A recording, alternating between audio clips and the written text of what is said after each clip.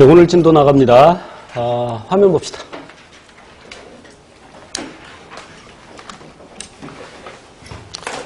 저기 이제 폴리머라고 적혀 있는데, 폴리가 많은이라는 뜻이고, 그럼 이제 요 하나하나를 모노머라고 합니다. 이게 1번, 2번, 3번 각각을 모노머라고 하고, 그러니까 단위체 또는 단량체. 그래서 그 단량체에 해당되는 것, 탄수화물의 단량체는 단당류, 그다음에 단백질의 단량체는 아미노산, 그리고 중성지방의 단량체는 없다. 자, 칠판 잠깐 볼게요. 포도당이 같은 물질이 쭈르륵 연결돼 있죠. 그죠?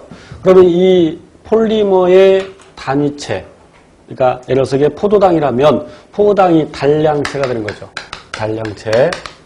그래서 모노 1을 넣으면 접두어. 그래서 모노머를 단량체라고 번역합니다. 그럼 단량체 두 개가 결합한 것을 굳이 얘기하면 이량체 또는 이합체 또는 이량체, 그러니까 다이머. 그럼 이제 단량체 세 개가 결합되어 있으면 트라이머, 여러 개 결합되어 있으면 폴리머, 이렇게 얘기할 수 있겠죠.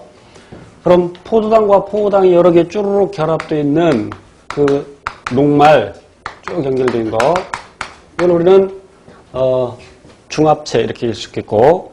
자, 그런데 역시 아미노산이 쭈룩 연결된 폴리펩타이드 또는 단백질도 중합체.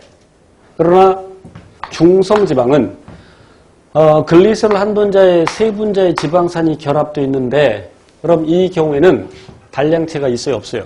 없죠. 비록 단백질의 경우에는 아미노산이 쭉 결합되어 있는데, 그럼 아미노산은 인체 내 아미노산 20종류인데 그 20종류가 다 다르죠.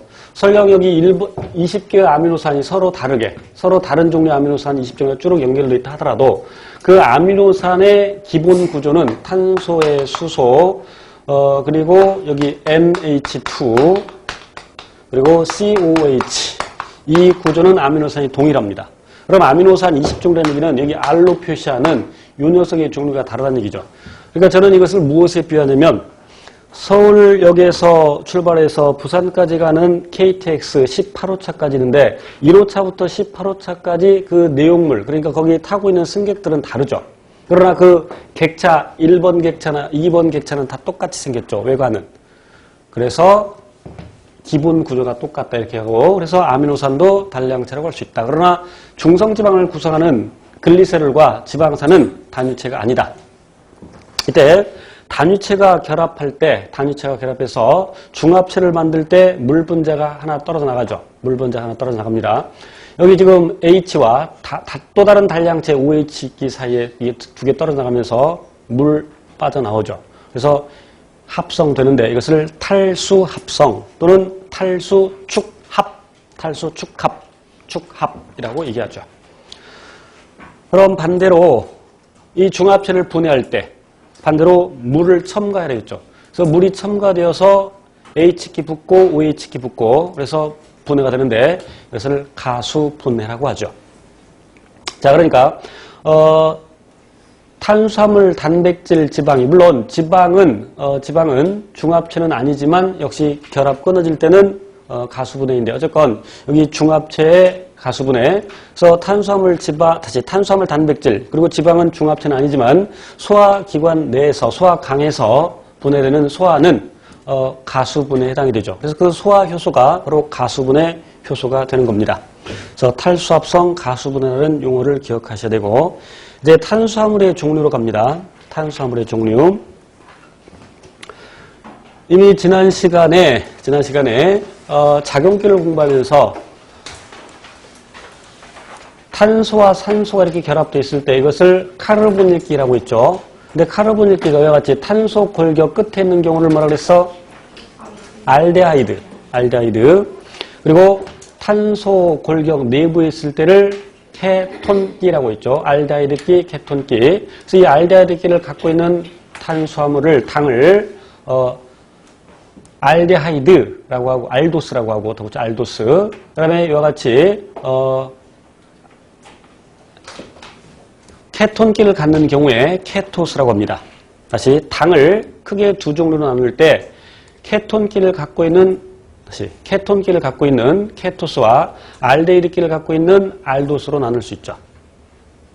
그래서 단당류는 탄소의 개수에 따라서 3탄당부터 7탄당까지 있고 가장 간단한 3탄당 두 종류가 나와 있죠. 이 녀석은 글리세릴 알데히드, 그리고 이 녀석은 디하이드록시 아세톤. 나중에 세포호흡에서 디하이드록시 아세톤 인산을 공부하게 됩니다. 나중에 배워요. 자, 그리고 여러분이 기억하실 것이 이제 5탄당 또 하나 기억해야 되는데, 5탄당 탄소가 5개 있으니까 5탄당인데, 이렇게 알데히드기를 갖고 있는 알도스의 대표적인 게 리보스, 그 다음에 이와 같이 케톤기를 가지고 있는 리볼로스 기억하셔야 돼요. 이렇게 구체적인 게 시험에 나와요. 그럼 디옥시리보스는 알도스일까 아니면 케토스일까? 디옥시리보스는 이 리보스에서 2번 탄소에 있는 5가 하나 떨어져 나간 거죠. 그러니까 이 구조하고 별 차이가 없죠. 그러니까 리보스뿐만 아니라 디옥시리보스도 역시 알도스에 해당이 되죠.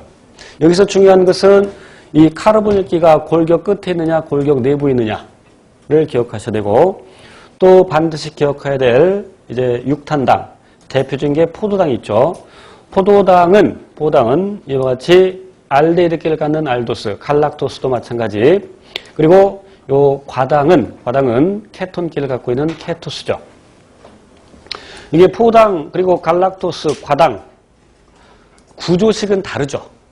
구조식은 다른데 여기 각각의 탄소 원자 6개, 수소 원자 12개, 산소 원자 6개, 그러니까 C6H12O6로서 분자식은 똑같죠.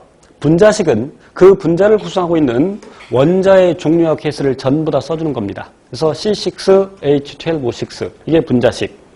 자, 그리고 이것은 구조식이라고 하죠. 그런데 분자식은 똑같은데 구조식이 다르다. 이성질체죠. 더 구체적으로 구조 이성질체 암기하시고요. 이 구조 자체를 암기할 필요는 없어요. 구조 자체를 암기할 필요는 없고, 그것이 알도스인지 아니면 케토스인지 3탄당, 5탄당, 6탄당에서 기억을 하시면 되고, 자, 그래서 아까 얘기했던 포당과 과당 다시 한번 반복하면, 포당은 알도스, 과당은 케토스. 그런데 분자식은 똑같다. 그래서 이런 것을 우리는 구조 이성질체라고 한다. 분자식은 같은데 구조식이 다른 경우.